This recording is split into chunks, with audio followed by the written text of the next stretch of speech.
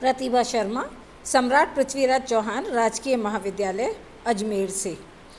आज से पूर्व कल हमने विटिलसे के द्वारा प्रदेश के वर्गीकरण के सीमांकन के आधार के विषय में जाना।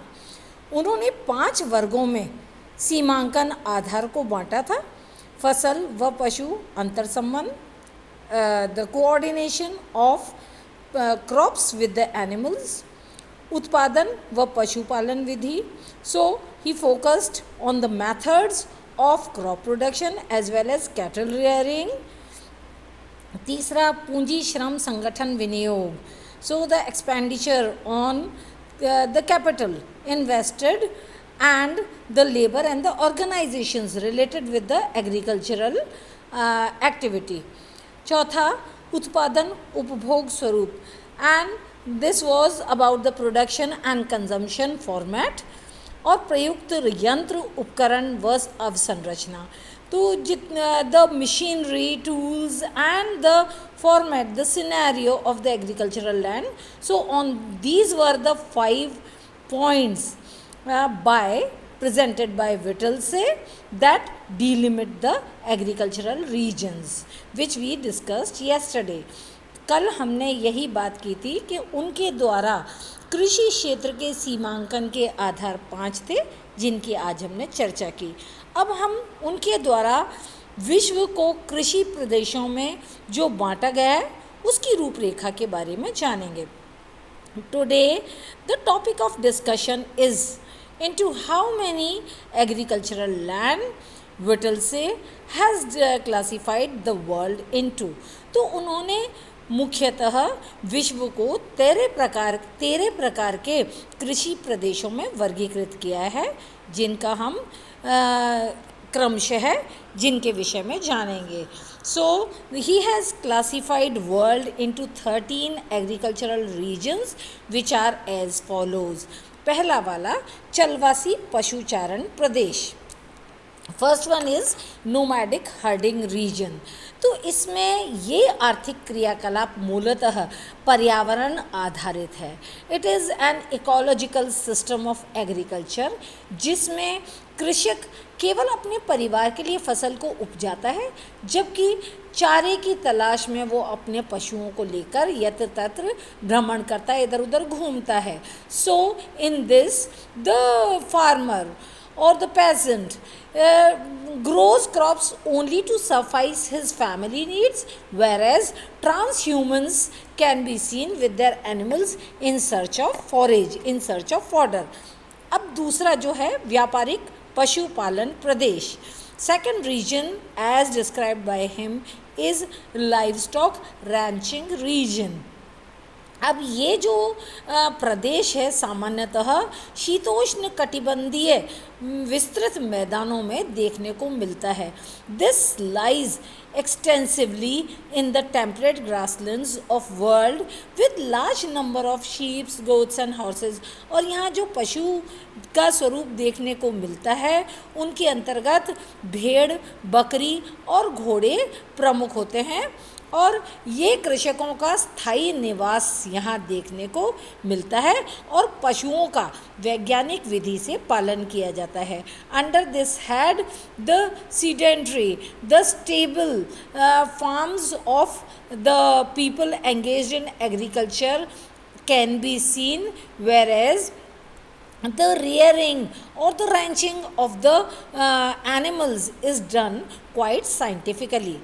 तीसरा है स्थानांतरणी कृषि प्रदेश, शिफ्टिंग कल्टीवेशन रीजन।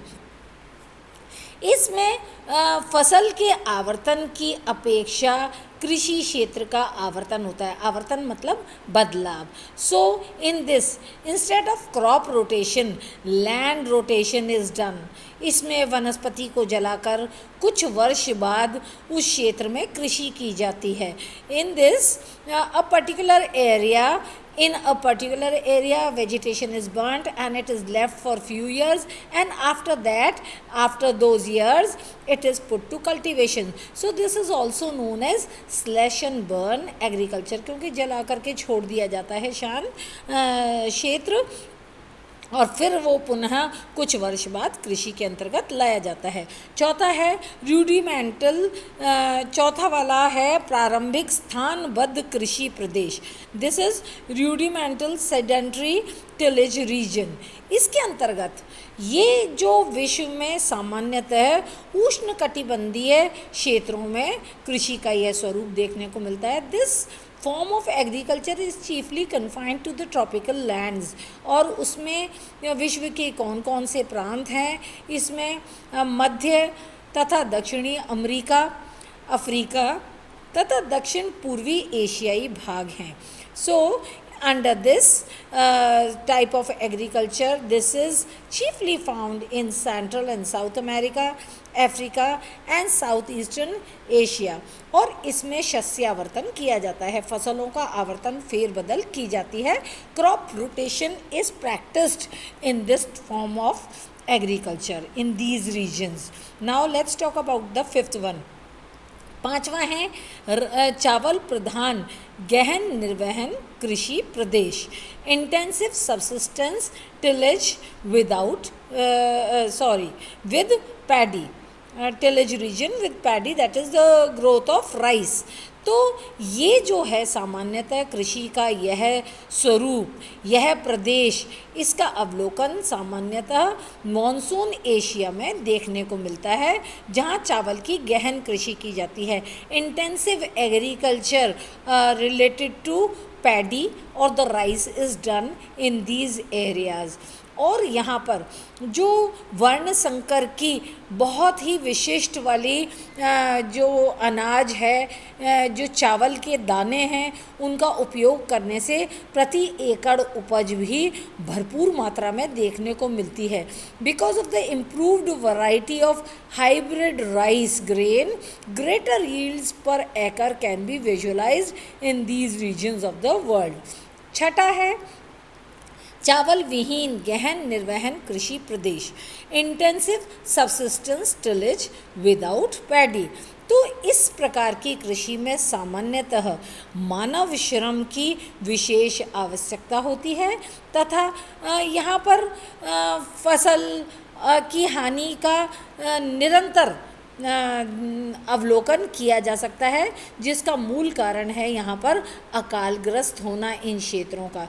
तो in these regions of the world human labour is very much required and there is frequent crop failure under the impact of famines। अब बात करते हैं सातवें कृषि प्रदेश के विषय में। यह है व्यापारिक बागाती कृषि प्रदेश। तो this is commercial plantation region of the world. यह विश्व के उष्ण तथा कुछ शीतोष्ण कटिबंधीय क्षेत्रों में देखने को मिलता है। This region can be visualised in chiefly in the tropical and certain subtropical lands also। यहाँ की जो उपज होती है बागानों में, बड़े बड़े बागानों में उपज देखने को मिलती है। the crops are grown, the plantation occurs in vast estates, जिनके अंतर्गत रबड़, पामोलिन, पाम जो तेल दायनी पाम, कपास, नारियल और पेय पदार्थों में चाय, कॉफ़ी तथा फलों के अंतर्गत अनानास, केले आदि की उपज की जाती है। यहाँ तक कि रेशे में जूट की भी उपज की जाती है। So in these plantation regions, the growth of rubber, palm oil, cotton, coconut and under the beverages tea and coffee is grown, and in certain fruits like pineapple, banana are grown, and under the fibers jute is chiefly grown in these areas। आठवां है भूमध्य सागरीय कृषि प्रदेश, Mediterranean agricultural reason. ये विश्व के वे प्रांत हैं जहाँ पर शीतकालीन वर्षा होती है किंतु ग्रीष्मकाल उष्ण और शुष्क होते हैं। These areas are subjected to the winter rainfall whereas the summer seasons are hot and dry।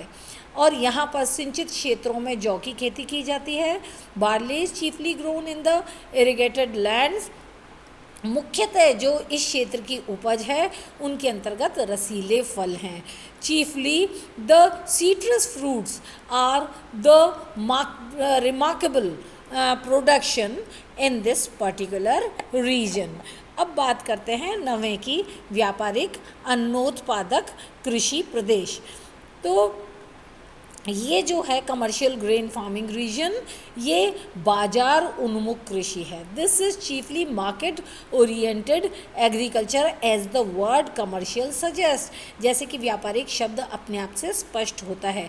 अब इसमें क्योंकि अन्न की जो बात की जाती है, इसमें गेहूं की उपज विशिष्टता लिए होती है।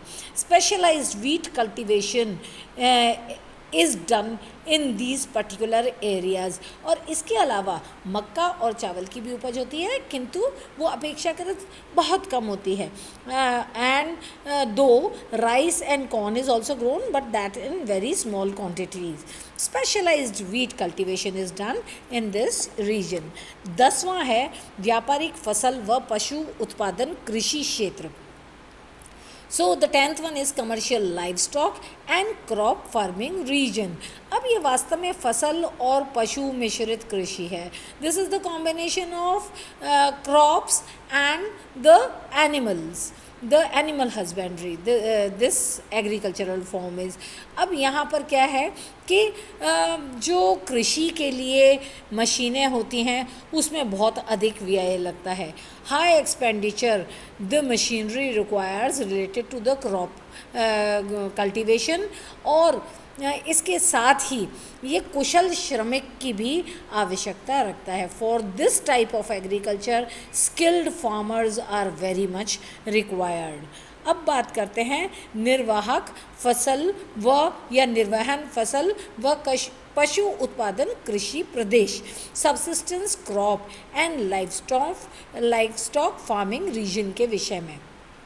ये जो है परंपरागत कृषि का स्वरूप है, जिसमें निम्न श्रेणी के पशु और अनाज सामान्यतः उपजाए जाते हैं। This is a traditional form of agriculture where poor quality seeds and the poor breeds of animals are chiefly reared. और पशुओं के अंतर्गत सामान्यतः जो पशु देखने में आते हैं वे भेड़ बकरी ही हैं। So the chief animals that are reared on these agricultural farms chiefly consist of sheep and goat. 12वां व्यापारिक दुग्ध उत्पादक कृषि प्रदेश। Now the 12th one is commercial dairy farming region। इस कृषि प्रदेश में सामान्यतः जो मुख्य कार्य होता है वो दुग्ध उत्पादन तथा दुग्ध से संबंधित उत्पादों से जुड़ा हुआ होता है। So the cattle chiefly are reared for milk purpose and the milk products like butter, cheese, ghee etcetera. तो जो दुग्ध उत्पाद हैं इनके अंतर्गत इनके अंतर्गत मक्खन, पनीर, घी इत्यादि से संबंधित क्रियाकलाप देखने को मिलते हैं। 13वां अंतिम वाला जो कृषि प्रदेश विटलसी के द्वारा बताया गया है वह विशेषीकृत बागवानी या उद्यान कृषि प्रदेश। So this is the specialised horticulture region. यहाँ पर जो बहुत ज़्यादा यहाँ सामान्यतः फल, सब्जी और फूलों का उत्पादन किया जाता है, जैसे कि बागवानी से संबंधित है तो बागवानी या उद्यान से संबंधित उपज देखने को मिलती है। अब इसमें बहुत ही कुशल श्रमिकों की आवश्यकता होती है जो कि ट्रेंड होने चाहिए, प्रशिक्षित होने चाहिए। So this cultivation refers to the growth of fruits, vegetables and flowers which chiefly requires very specialised, trained and skilled labour. और यदि इस तरह का उत्पादन वैज्ञानिक दृष्टि से किया जाए तो बहुत ही अधिक अर्थ लाभ प्राप्त होते हैं। And if this agriculture form is managed scientifically it gives very high yields. अगले कल के हम अध्याय में प्रत्येक प्रदेश के विषय में विस्तार से जानेंगे।